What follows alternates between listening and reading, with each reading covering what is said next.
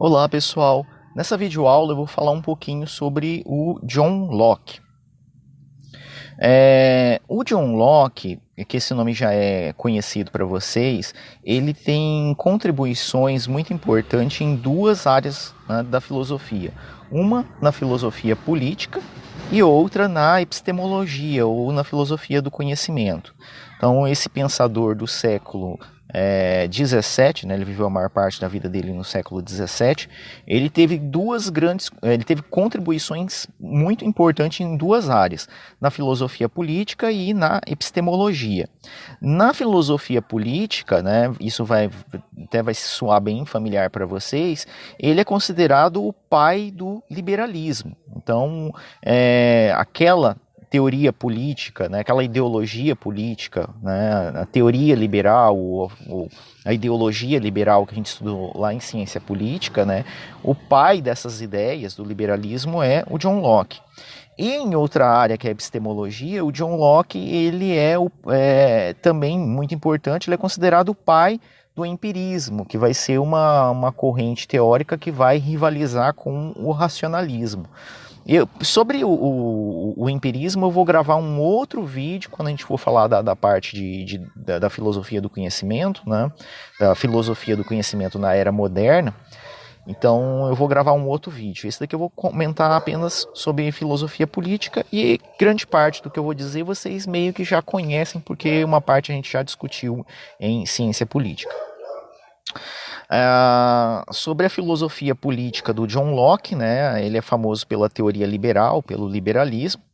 Ele viveu num momento, ele era britânico, ele era inglês, né?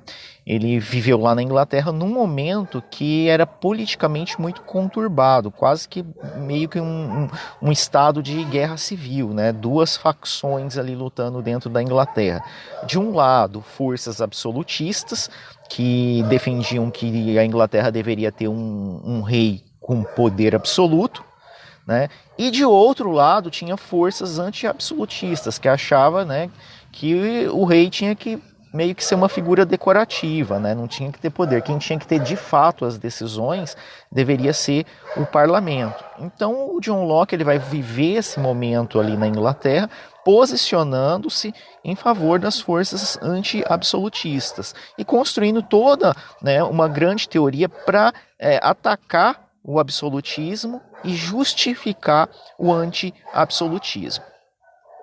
Também nesse contexto histórico ali no qual o Locke viveu, a Inglaterra estava em um pé de guerra religioso, né? Ali havia uma briga muito severa entre católicos e protestantes. E quando eu digo que havia, né, um clima de intolerância religiosa, não é que católicos chamavam protestantes de feios e protestantes chamavam os católicos de feios, né? Não, era uma luta mesmo, né, de um matar o outro pelo que acreditava, né, por essa questão. E na filosofia política, o Locke ele vai ter a obra-prima dele vai ser dois tratados sobre um livro chamado Dois Tratados sobre o Governo Civil, ou você pode considerar eles dois livros separados que depois foram juntados, né? No primeiro tratado, ele vai refutar uma ideia que era muito comum na época, que era a ideia de que os reis tinham, né, o direito divino de ser rei. Então ele é rei em função da vontade divina, né? Se nenhuma folha cai de uma árvore sem que Deus permita, então se o cara é rei é porque Deus quer que ele seja rei. Então é a vontade divina. E o Locke não vai criticar essa ideia, né? Na realidade, o sistema político ele não tem a ver com a vontade divina, ele é um construto humano, né? Ele é fruto das ações, da vontade, das lutas, da influência, dos jogos de poder, né, elaborados pelos seres humanos, né? Então não misturar, né, essa coisa de tentar justificar com religião política, né? E no segundo tratado escrito pelo Locke, daí ali sim vai ter todos os pressupostos da teoria liberal. Eu resumi aqui rapidamente, né, a filosofia política do Locke em 5 pontos, né, de forma super resumida, para ficar mais claro da gente entender um pouco, né? Primeiro ponto, sobre a natureza humana, né? Enquanto o Hobbes vai dizer que o ser humano é mau, a natureza humana é má, e o Rousseau vai dizer que é boa, para o Locke, a natureza humana é... O ser humano ele é uma tábula rasa, um quadro em branco, uma folha sem nada escrito. Então, o ser humano ele nasce como uma folha sem nada escrito. Ele não é bom nem mal. Ele aprende a ser bom ou aprende a ser mal, aprende a ser predominante bom ou predominantemente mal, dependendo dos tipos de experiências que ele passa na vida dele, coisas que ele observa, né? Ele pode até ser educado dentro de um ambiente, né, com pessoas boas, mas basta ele olhar um exemplo de fora com algo mal para acontecer, para que ele também possa, né, aderir àquele padrão de comportamento. E ao mesmo tempo, né, a ideia de que ninguém é tão bom que não tenha nenhum, né, nunca tenha aprendido ou praticado algo de ruim, ou alguém que seja tão ruim que nunca tenha praticado nada de bom. Então, as experiências, né, entre coisas boas e coisas ruins, o que ele vê coisas boas e ruins, faz com que ele tenha ali um repertório, né, de ações boas e ruins, às vezes inclinando mais para um lado ou para o outro, ou às vezes equilibrando entre os dois, né? Uma pessoa meio boa, meia má, né? Que às vezes é boa, às vezes é má, dependendo da circunstância, ou quase sempre é mal, ou quase sempre é bom, com exceções, né? Então, o ser humano, né, como ele não nasce nem bom nem mal, o que ele se torna depende das experiências de vida. O segundo ponto é o justnaturalismo, que é o Locke acredita que os seres humanos, ele é contratualista e ele também é justnaturalista, né? Contratualista porque ele acredita no contrato social e justnaturalista porque ele acredita que o ser humano nasce com alguns direitos naturais, né? E entre eles, né, o direito à vida e o direito à propriedade. A gente já comentou lá em Ciência Política que o Locke acha que o ser humano tem o direito natural à propriedade, desde que essa propriedade tenha sido conseguido com o seu trabalho e esforço individual, não com a exploração dos outros, não por meio da herança, não por meio de outros subterfúgios, mas a partir do trabalho honesto e individual, né? Então, aquela propriedade obtida por um trabalho honesto, individual, né, fruto ali do próprio esforço deles, é dele, é um direito natural, assim como o direito à vida, né? Ele também vai acreditar naquela tripartição que tem, né, estado de natureza, contrato social e depois estado ou sociedade civil, né?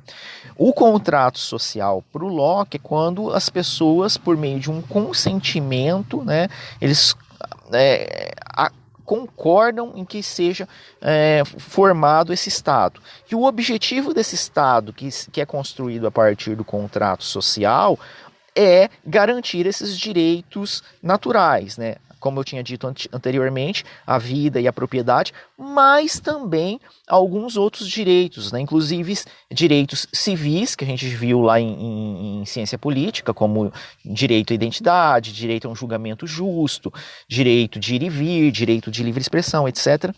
E também que assegure o máximo de liberdade. Então, o contrato social tem que tentar fazer com que o cidadão ele tenha liberdade, inclusive religiosa, né? O Estado não pode dizer qual é a religião que cada um tem que seguir. O quarto ponto, que é uma consequência dos pontos anteriores, né? E se esse Estado ele é um Estado incompetente, incapaz, esse Estado ele não consegue prover assegurar o direito à vida, ou seja, nesse estado tem um punhado de gente que está sendo assassinada, né, morta, sofrendo homicídio, e gente que não está tendo seu direito à propriedade assegurado, gente que está sendo roubado, furtado, sofrendo latrocínio. Então é um estado que não cumpre com o acordo feito no contrato social. Daí o Locke vai dizer que esse povo tem o direito à resistência, que é o direito a não obedecer a esse estado, né? E se esse Estado também fazer leis injustas, né, o povo não. Inclusive, esse povo tem o direito a derrubar, né, esse governo que é incapaz, que é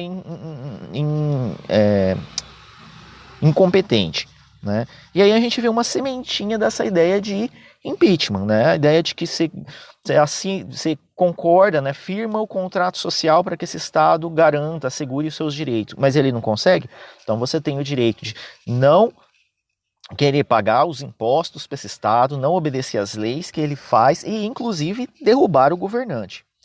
E por fim, o quinto ponto é que enquanto outros pensadores, como o caso do Montesquieu, que vai falar de uma tripartição equilibrada e independente dos poderes, né, tem 3 poderes independentes, legislativo, judiciário e executivo, né, o Locke acredita que, sim, o poder ele pode ser tripartido entre executivo, legislativo e um outro poder que ele vai chamar de federativo, né, ele não vai falar em judiciário, mas eles não são poderes equilibrados e independentes. Para o Locke, o legislativo, né, é o mais importante. Né?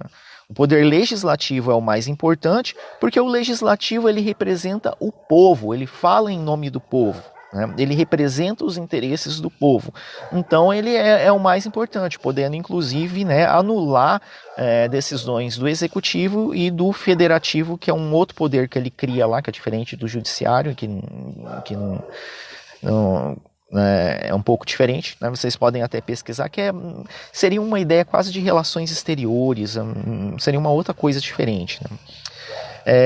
E esses são os 5 pontos mais importantes da teoria política lockeana. Né? E aí a gente vê, né, que é o tipo de Estado que o Locke pretendia, que é esse Estado liberal.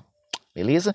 Eu vou depois fazer um outro vídeo sobre a versão, sobre, né, o empirismo, né, na versão lockeana, quando a gente for confrontar lá com o racionalismo. Então é isso, pessoal. Até a próxima.